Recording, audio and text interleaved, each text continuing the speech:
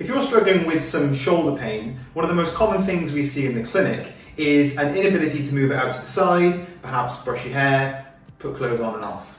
This is because the muscles that help lower the arm bone aren't quite working so well, and in order for us to move the arm out to the side, the arm actually has to lower first before it can move out to the side.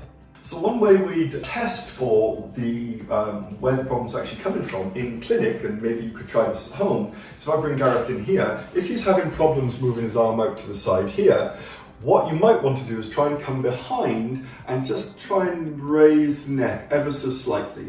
If when he raises his arm out to the side, now the pain is gone, chances are the problem's actually coming from the neck and not the shoulder. So if you found that lifting the head improved the pain in the shoulder, you can check out the links that you can see here to our neck mobility and also mid-back mobility movements that should create some more movement in those areas and hopefully actually free up the shoulder.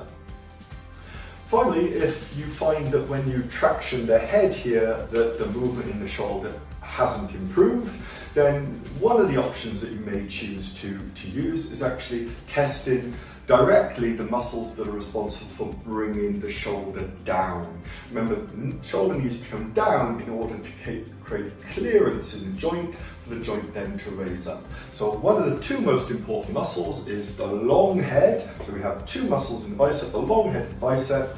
One way that we might test this is bring the arm up into this position and you push down. If it's nice and strong, perhaps the problem isn't in the shoulder itself, but if you find the shoulder goes very, very weak, then that may suggest that you have a problem in the shoulder.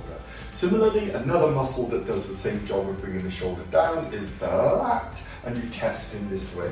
So we just turn the wrist towards the hip and try to pull the arm out. If it gives way immediately, again, it may suggest that we have a problem in the shoulder. In that case, you may benefit from ringing the clinic and speaking to a practitioner or arranging an appointment so we can have a more thorough consultation.